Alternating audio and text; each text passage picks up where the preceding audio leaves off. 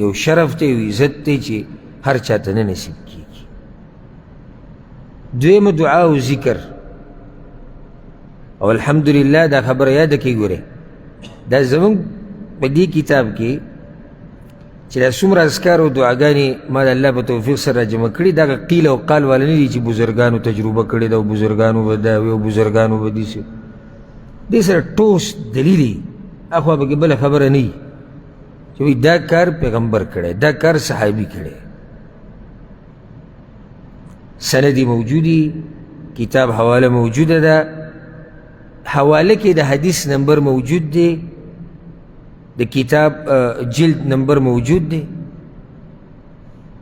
الحمدلله موږ سره ډېر اذکار او دعاګانې شتي، موږ نورو ته ضرورت نه لرو. منګړت اذکارو ته څه ضرورت دی؟ صحیح موږ سره شتي نه. خو دا خو دغه صاحبانو ته کاروبار جوړ کړی دی. ابل استا ما ته دغه راولېږو، ده راته ابله یو پوسټر راولېږو چې ته نیټ کې چا خور کړی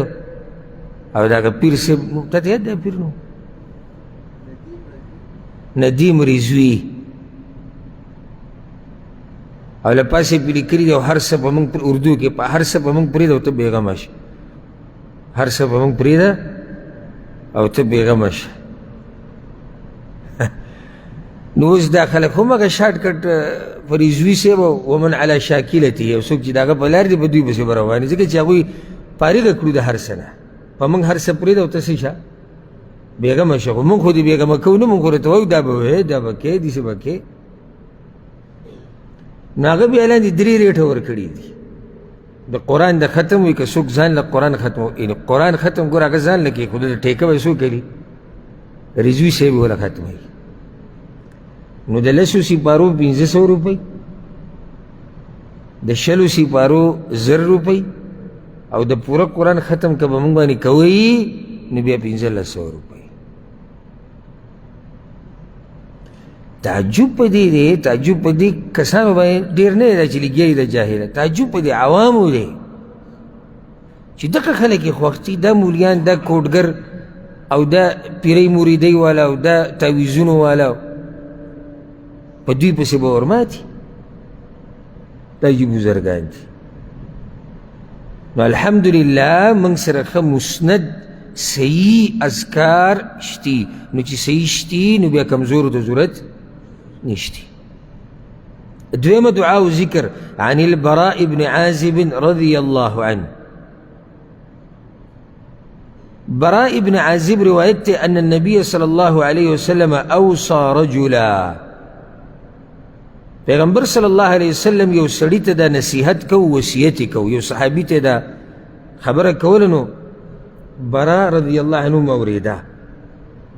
ورته وی اذا اردت مضجعک، کله چې ته خپلې بسترې ته د راتلو اراده وکړې نو بیا دا ذکر وایه، دا دعا وایه. دا اوس بله دعا ده. اللهم اسلمت نفسي الیک، ای الله ما خپل ځان تا ته حواله کړی دی. وفوضت امری الیک، او ما خپله معامله تا ته سپارلې ده. ووجهت وجهي الیک، او ما خپل ځان تا ته متوجه کړی دی. والجأت ظهري الیک، او ما په تا باندې اعتماد کړی دی. رغبة ورهبة الیک، ولې مې دا کارونه کړي دي؟ ستا طرف ته د شوق او ستا د یرې د وجې نه، یعنی د امید او د یرې د لاسه. لا ملجأ ولا منجا منك الا الیک، نشته ځای د خلاصي او نشته ځای د پناهۍ ستانه مګر تا ته دی. یعنی د الله نه د پټېدو ځای شته چې ځي چا له به ځي؟ الله له به ځي. د الله په مقابله کې بیا تعالی څوک پناهي در کولی شي؟ نه. نو نه ته د الله نه پټېدی شي، نه د الله په مقابله کې تعالی څوک پناهي در کولی شي. او که دې اسمان ته خیږي او که دې ځمکې ته راځي که نه، خو زی به همدقه الله له به ورځي. نو چې ستا هر څه حق الله ته واپس کړي او ته بیا دغه الله ته واپس یې، نو په هغه باندې اعتماد، هغه ته خپل ځان حواله کړه، هغه ته ځان وسپاره. آمنت بکتابک الذي انزلت ما ستا په هغه کتاب ایمان راوړی دی چې تا رالیږلی دی وبنبیک الذي ارسلت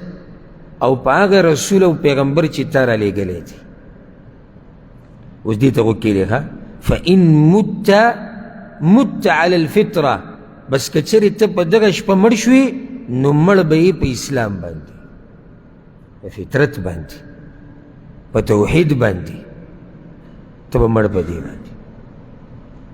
یہ آخری خبر ستا دومره اوچته خبره شو ښه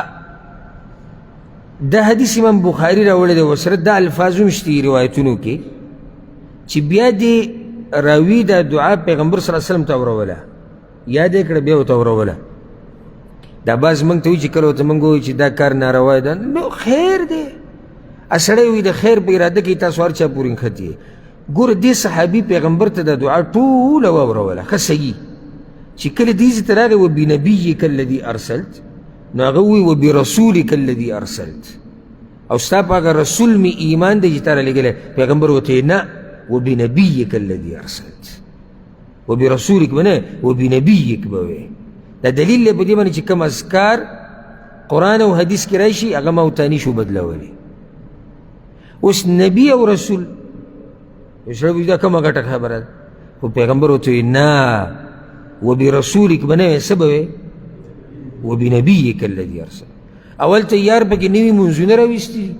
او نوي اخترونه یې پکې راوستي دي او نوي کارونه یې پکې راوستي دي خیر دی دلته پیغمبر صحابي ته د یو ټکي ګنجایش نه ورکوي د بدلولو چې هغه دومره فرق هم نه راولي څه فرق راولي وبنبیک وبرسولک محمد ابن عبدالله صلی الله علیه وسلم نبی هم دی رسول هم دی خو نه چې کله اذکار د پیغمبر نه دي سره راغلي وبنبیک الذي ارسلت نو بیا به ته هم وایي وبنبیک الذي ارسلت اوس پوه شوې ځکه موږ دا سختي کوو چې لار د پیغمبر دا به راونیسي مضبوطه دي کې اخوا دېخوا کولو ګنجایش هغه نشته دا دعا چا ته یاده یا موږ به موقع ورکوو چې کوم ملګري سره کتابي دي کتاب نه دي وایي چې دعا ورته صحیح شي نور به یې واوري او دا به افسوس خبرې چې کتاب والی هم نشي ویلی ته ووایه زبی الله حضوره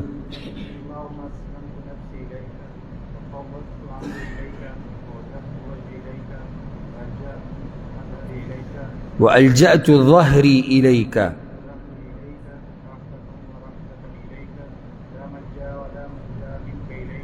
منك إلا إليك